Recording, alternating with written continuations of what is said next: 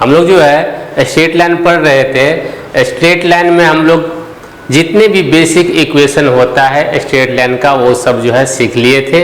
उसके बाद हम लोग आज कुछ स्पेशल इक्वेशन जो है उस स्ट्रेट लाइन के बारे में स्टडी करते हैं। सबसे फर्स्ट है हम लोग का, ये सब सारे आप लोग जब सेल्फ टेस्ट ये 3 के लिए जितना थ्योरी पोर्शन है वो थ्योरी पोर्शन जो है इस एप्लीकेशन बेस पे आएगा। ये सबसे फर्स्ट है जो हम लोग को स्टडी करना है, perpendicular distance, perpendicular distance from a point.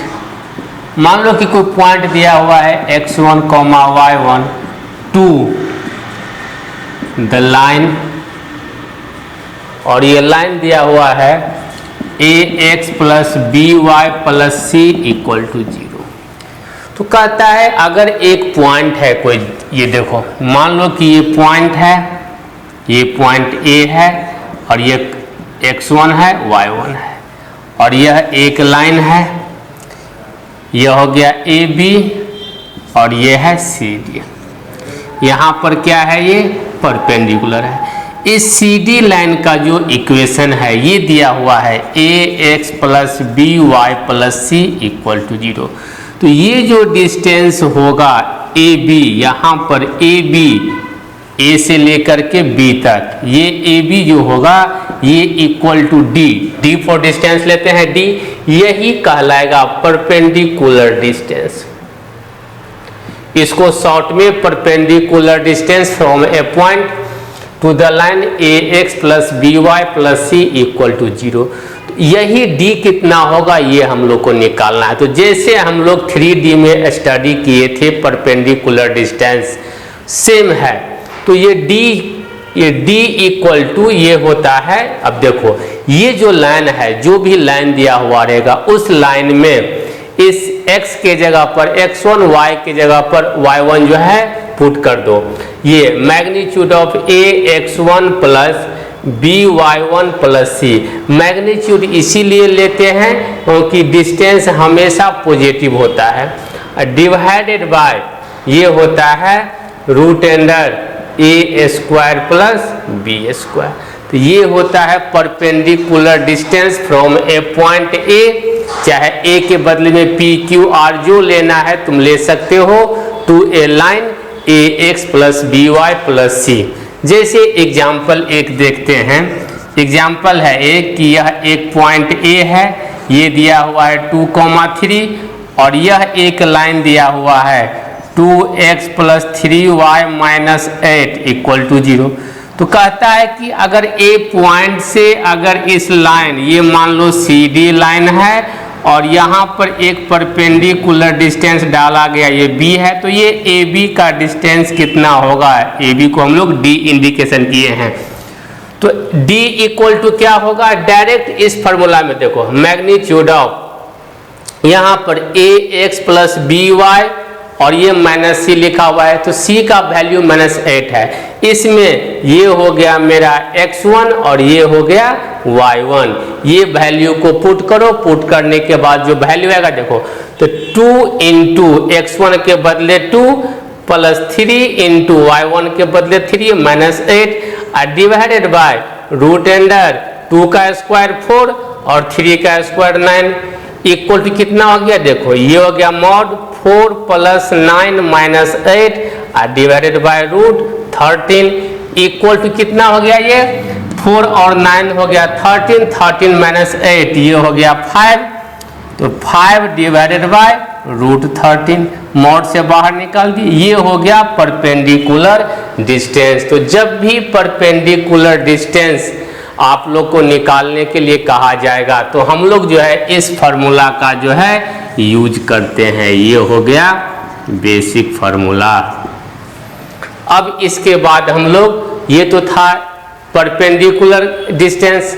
अगर 2 पैरेलल लाइन दिया हुआ है तो दोनों पैरेलल लाइन के बीच का डिस्टेंस कितना होगा, इस चीज को हम लोग देखते हैं। Distance between the 2 parallel line,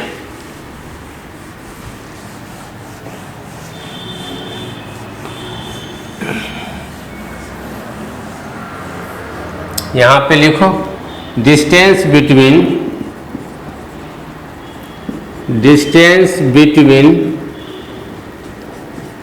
to parallel lines, दो पैरेलल लाइन के बीच का डिस्टेंस क्या होगा। देखो ये एक पैरेलल लाइन है L1, ये एक पैरेलल लाइन है L2, तो इसके बीच का जो ये डिस्टेंस होगा, ये जो है अगर D नेम देते हैं तो ये कितना होगा, यही हम लोग को निकालना है। इसका इक्वेशन लेते हैं ax plus by plus c1 equal to 0, और ये दोनों लाइन तो पैरेलल है ना, तो यहाँ से ये लाइन तक का इक्वेशन तो इस लाइन का भी सेम रहेगा, ax plus by plus just वो कांस्टेंट टर्म जो है ये चेंज होता है। ये कितना हो गया, c2 इक्वल टू 0। तो ये डिस्टेंस जो होता है d equal to mod c1 minus c2 divided by root under a square plus b square, ये होता है टू पैरेलल लाइन के बीच का डिस्टेंस। जैसे एक एग्जांपल देखो, एक लाइन दिया हुआ है, कहता है find the distance between two parallel lines whose equations are, और लाइन का इक्वेशन दिया हुआ है 2x minus 3y plus 8 equal to 0, and ये second 2x minus 3y plus 5 equal to 0। तो अब देखो तो d का वैल्यू क्या हो जाएगा, अब क्या है c1 माइनस c2, ये है c1 और ये है c2, ये हो गया 8 minus 5 divided by root under a square plus b square, ये है a का वैल्यू, तो 2 का स्क्वायर प्लस माइनस 3 का स्क्वायर, b का वैल्यू माइनस 3 है क्योंकि b जो है पॉजिटिव में जनरलाइज फार्मूला में लिए हैं, तो निगेटिव भी रहेगा, तो निगेटिव का स्क्वायर क्या हो जाएगा, पॉजिटिव। ये हो गया 3 डिवाइडेड बाय रूट, ये हो गया 4 plus 9 equal to 3 by root 13। तो इस तरह से हम लोग जो है टू पैरेलल लाइन के बीच का डिस्टेंस जो है ये निकालते हैं। तो जब भी आप लोग को बोला जाए कि find the distance between two parallel line, तो इस फार्मूला का जो है यूज करना है। अब नेक्स्ट टॉपिक है हम लोग का कि मान लो 2 पॉइंट दिया हुआ है, उस 2 पॉइंट का एक लाइन के रिस्पेक्ट में पोजीशन क्या होगा, ये हम लोग को फाइंड आउट करना है कि दोनों पॉइंट एक साइड में रहेगा चाहे अपोजिट साइड में। तो लिखते हैं position of 2 point, position of 2 points with respect to a line। एक लाइन के रिस्पेक्ट में 2 पॉइंट का पोजीशन क्या होगा। जैसे देखो यहां पर ले लेते हैं एक x एक्सिस एक y एक्सिस, समझने के लिए पहले समझो इसको। यह एक लाइन दिया हुआ है, ये जो है यह एक AB एक लाइन है। एक पॉइंट ले लेते हैं P, ये हो गया x1 y1, और एक पॉइंट ले लेते हैं Q, यहां पर ये हो गया x2 y2। तो बोल रहा है कि ये 2 पॉइंट जो है इस AB लाइन और AB लाइन का इक्वेशन लेते हैं इसका ax plus by plus c equal to 0। तो यहां पर ये जो होगा ये अपोजिट साइड में, देखो अभी क्या है कि AB एक लाइन है, इस लाइन के अपोजिट साइड में है ना PQ, एक इस लाइन के लेफ्ट साइड में है तो एक राइट साइड में है, या फिर ऐसे भी हो सकता है, देखो तो ऐसे भी हो सकता है। अगर हम लोग इस तरह से अगर डायग्राम ड्रॉ करें, यह लिए हैं AB, ये हो गया A और B, इस लाइन का इक्वेशन क्या है, यह है ax plus by plus c equal to 0। यहाँ पे हो गया पॉइंट P, ये हो गया x1 y1, और ये हो गया पॉइंट Q, ये हो गया x2 y2। तो इस कंडीशन में तो दोनों पॉइंट जो है एक ही साइड में है ना, या तो लेफ्ट साइड या फिर P को Q के साइड ले जाओ। तो जब भी अगर 2 पॉइंट का पोजीशन किसी लाइन के रिस्पेक्ट में चेक करना हो तो दोनों पॉइंट या तो अपोजिट साइड में होगा या फिर एक ही साइड में होगा। ऐसा भी हो सकता है कि ये दोनों लाइन एक साइड में ही आ जाए, जैसे इस टाइप का देखो, ये हो गया x, ये हो गया ओरिजिन, ये हो गया y। अगर ये है AB और इस लाइन का equation ax plus by plus c equal to 0, यहाँ पे हो गया P पॉइंट x1 y1 और यहाँ पर हो गया Q पॉइंट x2 y2। ये मैच करा दो। तो अब देखो इस कंडीशन में दोनों पॉइंट जो है अपोजिट है, इस कंडीशन में दोनों पॉइंट एक ही सेम साइड में है, यहाँ भी सेम साइड में है। तो हम लोग कैसे जज करेंगे कि दोनों पॉइंट जो है एक लाइन के सेम साइड में होगा या फिर अपोजिट साइड में होगा? तो देखो जब भी ये चेक करना हो, ये निकालना हो, तो सबसे पहले जो लाइन का इक्वेशन दिया हुआ है इसको लिखो। तो लाइन का इक्वेशन क्या दिया हुआ है? ax plus by plus c equal to 0। अब इस लाइन में P पॉइंट को लाई करवाओ। तो P पॉइंट को जब लाई करवाएंगे तो इक्वेशन क्या हो जाएगा? ये हो गया ax1 plus by1 plus c equal to 0। ये मान लो इक्वेशन 1। फिर इस इक्वेशन में जो लाइन का इक्वेशन दिया हुआ है उसमें सेकेंड पॉइंट को लाई करवाओ। तो ये हो गया ax2 plus by2 plus c equal to 0। अब देखो x1 x2 y1 y2 तो एक वैल्यू रहेगा ना, तो जब भी वैल्यू रहेगा तो इसका तो हमको एक वैल्यू तो मिलेगा, या तो पॉजिटिव मिलेगा चाहे नेगेटिव मिलेगा। इसका भी वैल्यू मिलेगा, या तो पॉजिटिव मिलेगा चाहे नेगेटिव। जैसे देखो अगर एक लाइन का इक्वेशन हो गया, जैसे देखो एक लाइन का इक्वेशन इस पॉइंट पे समझा देते हैं। जैसे P का वैल्यू है 2,3 और Q हो गया 1 2 और लाइन का इक्वेशन है 2x plus 3y minus 5 equal to 0। तो जब P पॉइंट को सेटिस्फाई करवाएंगे तो क्या हो गया? 2 into 2 plus 3 into 3 minus 5 equal to 0। और ये क्या हो गया? सिर्फ इसका साइन चेक करना है, इस पोर्शन का साइन चेक करो, साइन इसका हम लोग को साइन करना है चेक। तो इसके साइन को चेक करो तो क्या हो गया? ये 4 और 9 13 माइनस 5, ये हो गया 4 प्लस 9 माइनस 5 इक्वल टू हो गया 8। तो ये तो पॉजिटिव साइन हो गया ना। फिर इस पॉइंट पे चेक करो तो 2 into 1 plus 3 into 2 minus 5 equal to क्या हो गया? ये 2 plus 6 minus 5 equal to 8 minus 5, तो ये हो गया 3। ये भी पॉजिटिव। जस्ट हम लोग को इसका साइन चेक करना है, इसका साइन जो है वो चेक करना है कि ये x1 y1 पॉइंट पर ये इक्वेशन पॉजिटिव आ रहा है कि नेगेटिव, और ये x1 y2 पर ये पॉजिटिव आ रहा है कि नेगेटिव। जस्ट हमको इसका साइन चेक करना है। तो अब देखो तो हम लोग को सबसे पहले बताए हैं कि एक इक्वेशन लेना है। इस इक्वेशन पर x1 को जब लाई कराएंगे तो ax1 plus by1 plus c equal to 0 and ax2 plus by2 plus c equal to जो है ये 0।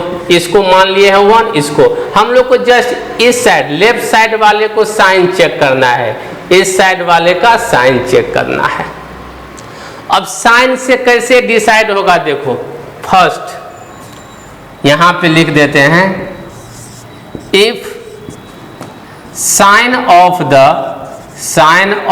The equation 1 and 2 are same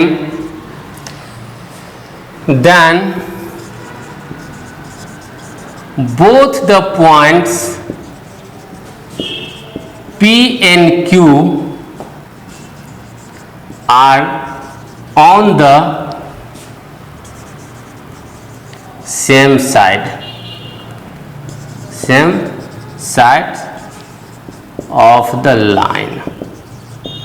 क्या है? If sign of the equation 1 and 2 are same. Same कहने का मतलब या तो दोनों का साइन पॉजिटिव होगा या दोनों का साइन निगेटिव होगा। अगर दोनों का साइन अगर सेम हो गया तो जो P और Q पॉइंट है वो एक ही साइड में रहेगा, या तो ए बी लाइन के लेफ्ट साइड में होगा चाहे फिर राइट साइड में होगा। इसलिए लिखा गया है then both the points P and Q are on the same sides of the line. अगर साइन सेम नहीं होगा तो जैसे पॉइंट नंबर 2 में लिख देते हैं, इस पॉइंट पे लिख देते हैं, ये जो है पॉइंट नंबर 2, इफ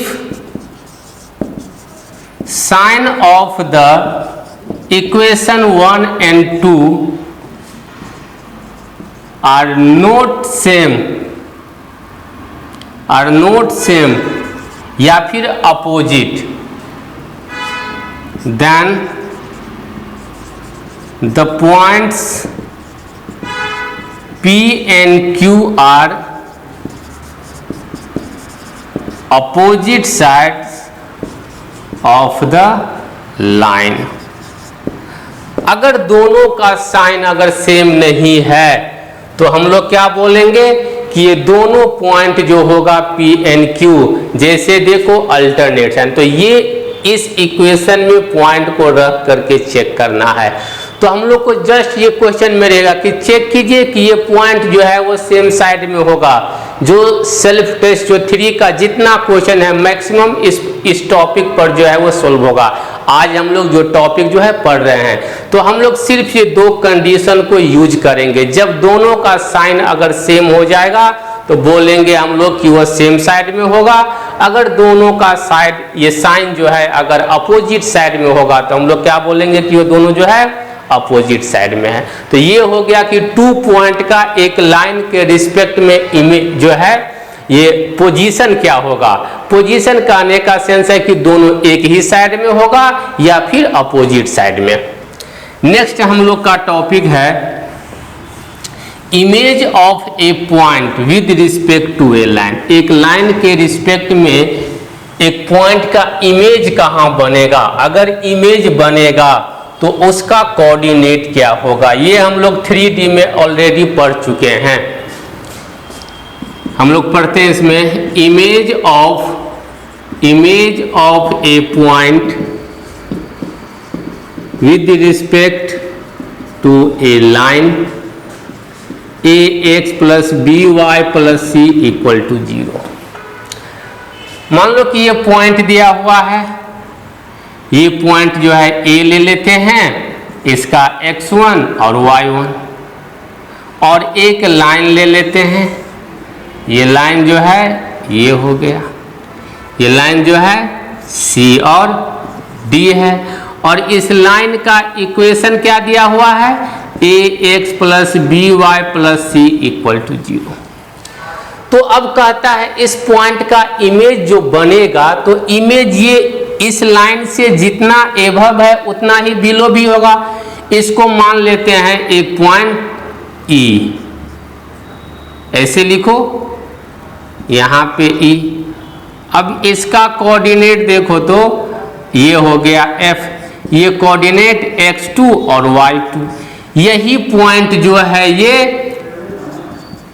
ये जो है ये हो गया इमेज ऑफ द, ये जो पॉइंट हुआ F ये हो गया image of point A।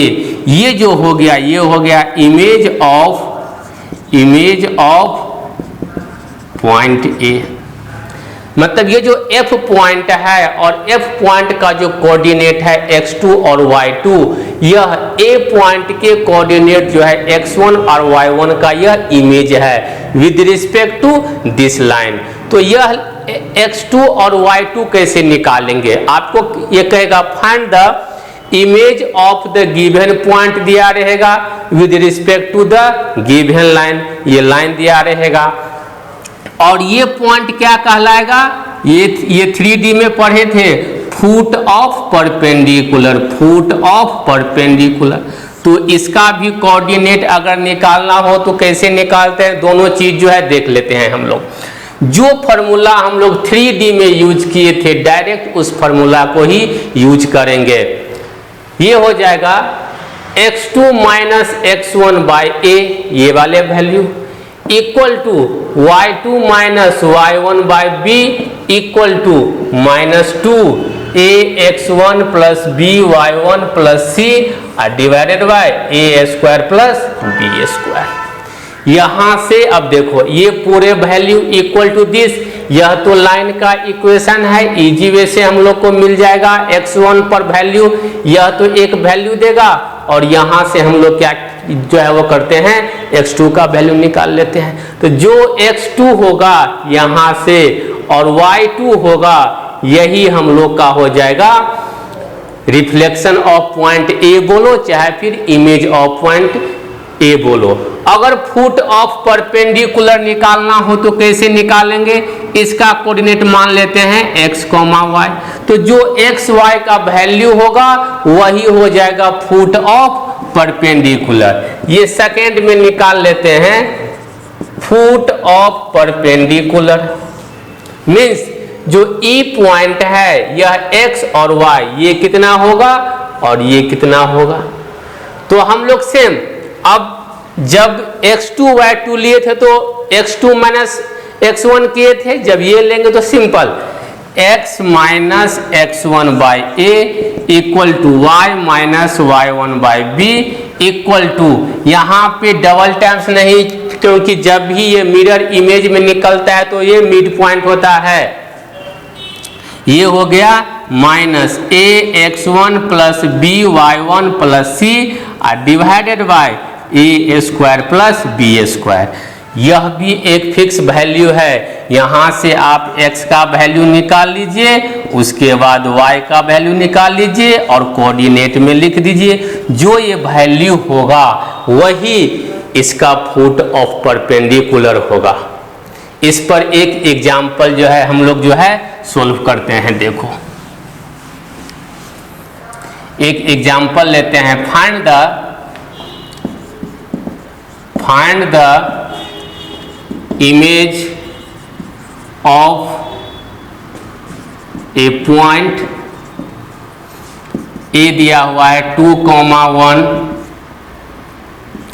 With respect to a line 2x plus 3y minus 5 equal to 0। कहता है एक पॉइंट है ये, इस पॉइंट से ये जो है पॉइंट है A, ये है 2,1 और यहाँ पर एक लाइन है, इस लाइन का इक्वेशन दिया हुआ है 2x प्लस ये जो है 3y माइनस 5 इक्वल टू 0।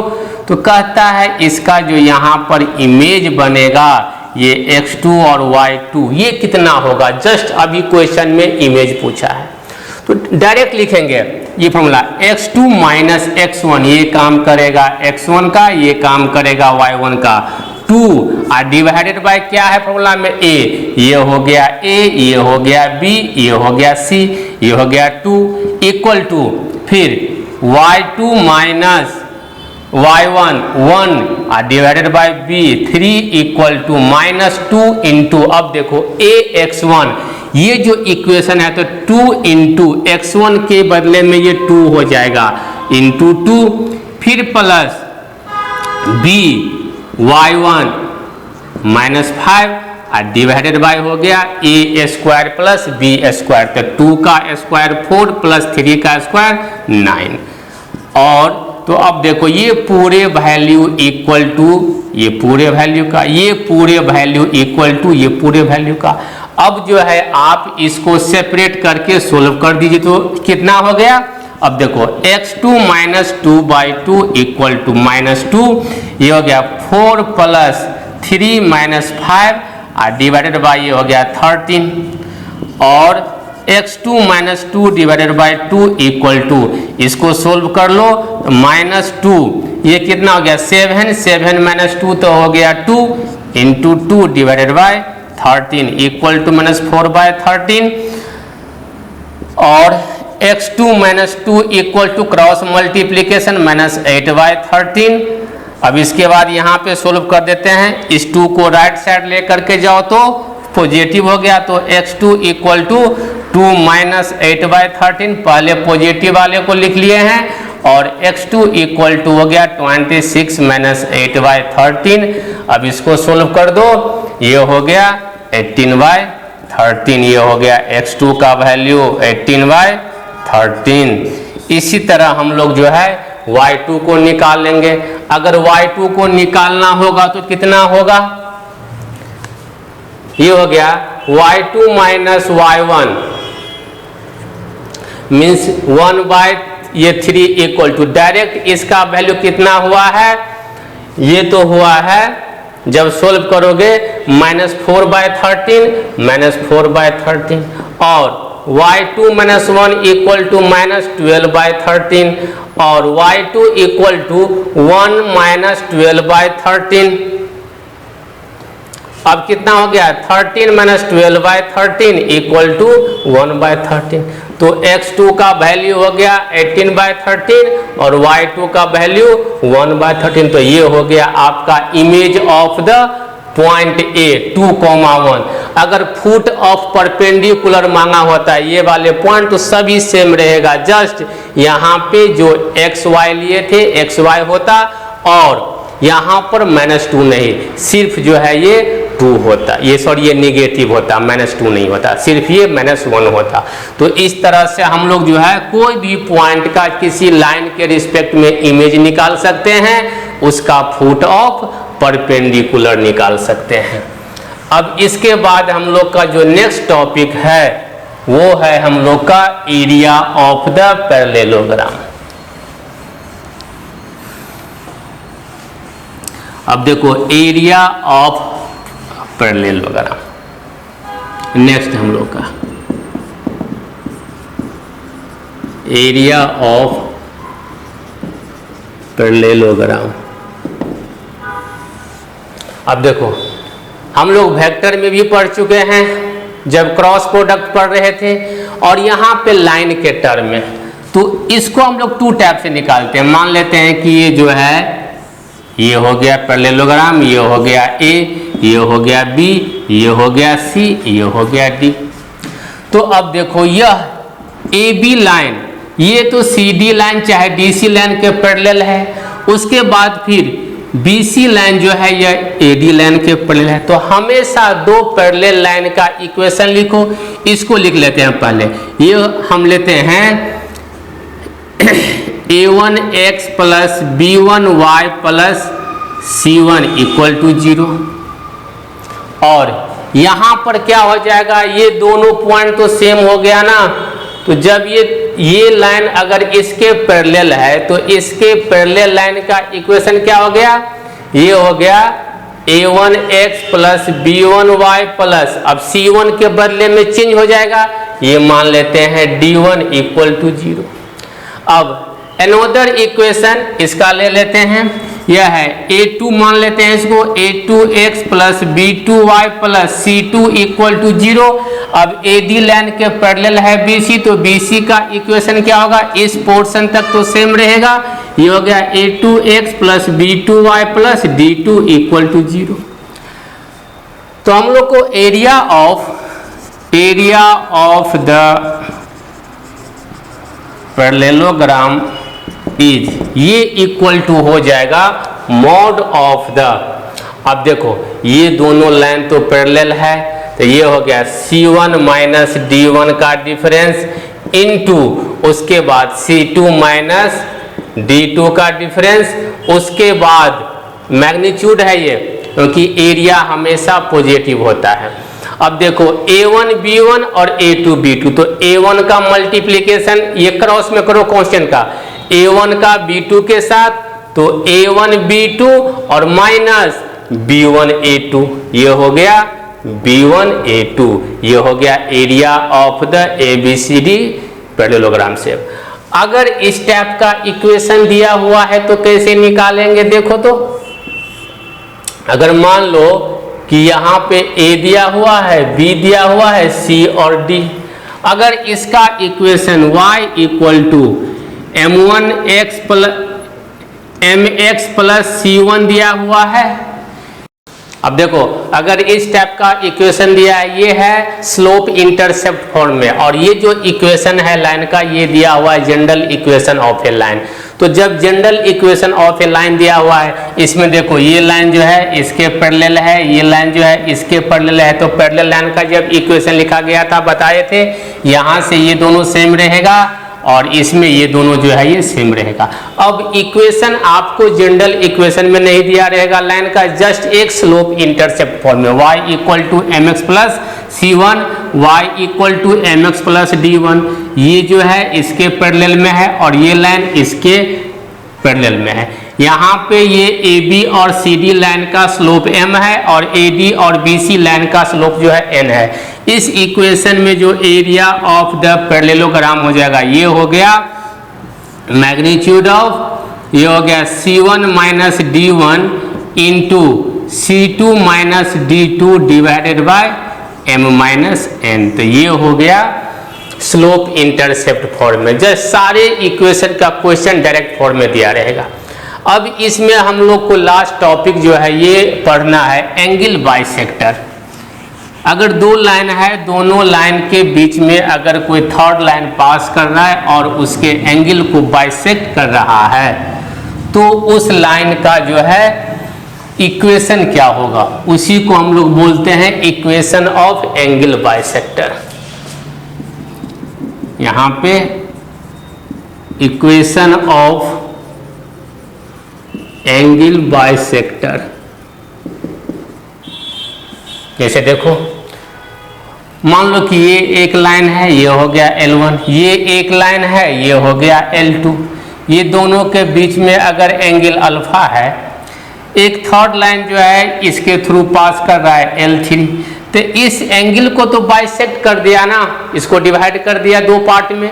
हो सकता है एक एंगल जो है 90 से छोटा रहेगा, एक जो है बड़ा रहेगा, तो जब भी बाइसेक्ट होगा तो टू टाइप से होगा, एक एक्यूट होगा, एक ऑब्ट्यूज होगा।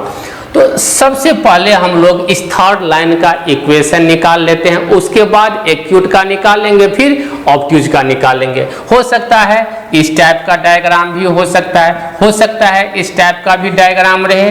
एक ऐसे है, यह है L1, यह है L2, हमेशा एंगल को बाइसेक्ट करेगा। ये जो L3 होगा, इस L3 का इक्वेशन क्या होगा, L3 लाइन का इक्वेशन क्या होगा, तो ये हम लोग को निकालना है। तो एक जनरलाइज कंडीशन ले लेते हैं, मान लेते हैं कि यह एक लाइन है L1, इसका इक्वेशन है a1x plus b1y plus c1 equal to 0। एक सेकेंड इक्वेशन जो है ले लेते हैं, L2 लाइन है, इसका इक्वेशन है a2x plus b2y plus c2 equal to 0। यहाँ पर एंगल बाइसेक्ट कर रहा है, ये देखो। तो यहाँ पे L3 लाइन जो होगा इसका इक्वेशन क्या हो जाएगा, यह जो है एंगल बाइसेक्टर लाइन है, यह हो गया एंगल बाइसेक्टर लाइन। तो equation of angle bisector line ये क्या होगा, इस चीज को हम लोग जो है लिखते हैं, इक्वेशन ऑफ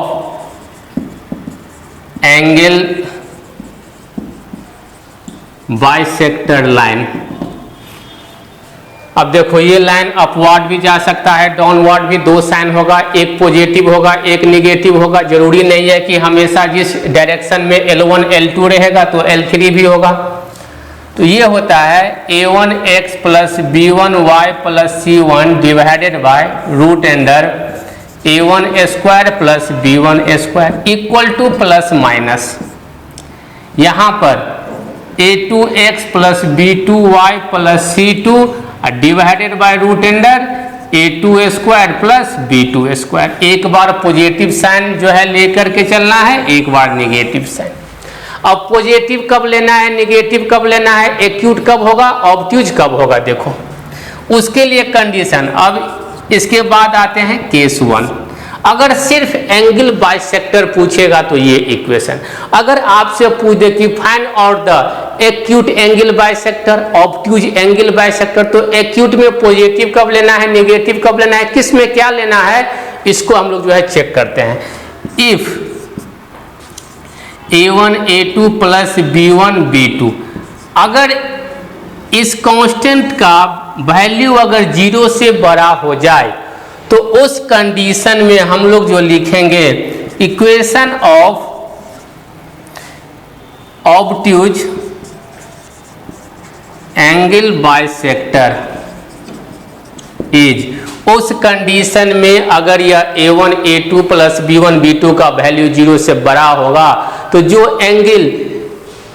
एंगल बाइसेक्टर होगा वो ऑब्ट्यूज भी होगा और एक जो है एक्यूट भी होगा। तो ऑब्ट्यूज के कंडीशन में ये साइन पॉजिटिव वाले को लेना है।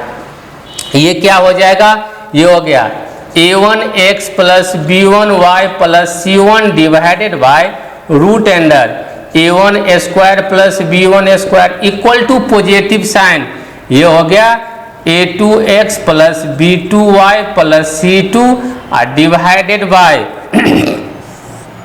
Root under a2 square plus b2 square. अगर इसमें हम लोग को निकालना रहे कि equation of acute angle bisector, equation of acute angle bisector is, तो जब एक्यूट एंगल बाइसेक्टर इस कंडीशन के लिए निकालना हो तो निगेटिव साइन के साथ लिखते हैं। ये हो गया a1x, ऐसे लिखो a1x plus b1y plus c1 divided by root under a1 square plus b1 square equal to negative sign, यहाँ पर ये हो गया a2x plus b2y plus c2 divided by root under a2 square plus b2 square. ये acute angle और obtuse angle का जो है ये हम दो कंडीशन लिए हैं। कब, जब एक a1 a2 और b1 b2 जो x y का दोनों लाइन के इक्वेशन में कोएफिशिएंट का प्रोडक्ट का सम जो है जब 0 से ये बड़ा हो जाए। अगर 0 से छोटा होगा उस कंडीशन में क्या हो जाएगा, case 2 if a1 a2 plus b1 b2 less than 0, अगर 0 से छोटा होगा तब एक्यूट एंगल बाइसेक्टर और ऑब्ट्यूज एंगल बाइसेक्टर क्या हो जाएगा, उस कंडीशन में जस्ट ये साइन का रिवर्स हो जाएगा। जो एक्यूट वाला है वो ऑब्ट्यूज और जो ऑब्ट्यूज वाले है वो एक्यूट। तो इस कंडीशन में अगर लिखना हो तो हम लोग जो है लिखते हैं equation of obtuse angle bisector is, ये हो गया a1x plus b1y plus c1 divided by root under a1 square plus b1 square equal to, ये निगेटिव हो जाएगा जस्ट वो रिवर्स, ये हो गया a2x plus b2y plus c2 divided by root under a2 square plus b2 square. इसके बाद same equation of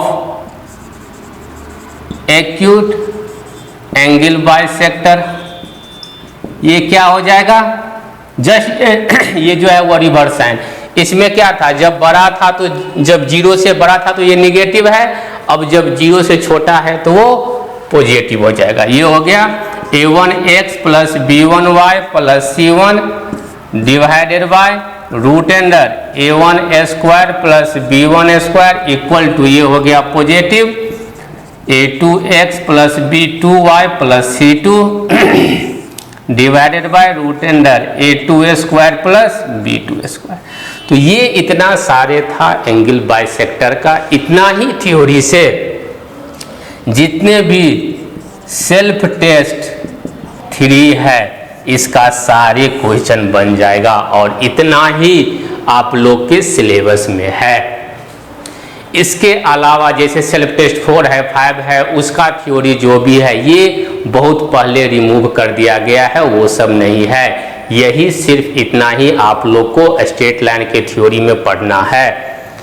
तो नेक्स्ट क्लास में हम लोग जो है सेल्फ टेस्ट 3 का क्वेश्चन जो है बनाएंगे। इससे पहले आप जो है थ्योरी को पढ़ के सेल्फ से जो है ट्राई कीजिएगा। Okay, thank you.